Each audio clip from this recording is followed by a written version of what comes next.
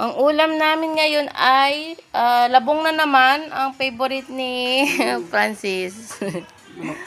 Tapos sasangkapan po niya ng may manok na pala siyang niluto din dito. Tapos lalagyan niya ng anong tawag dito ni? Ano tawag dito ni? Saluyot. Ayan.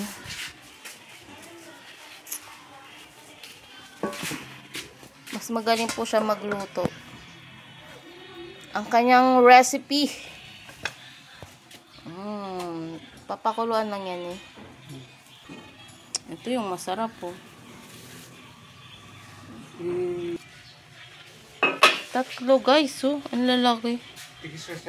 Ay, hilaw pa. Anin pa natin? Konti pang luto. Pagkatapos siya mag-deliver, nagluto na po siya. Bali, yun ang mangyayari kasi si tita niya ay aalis na bukas.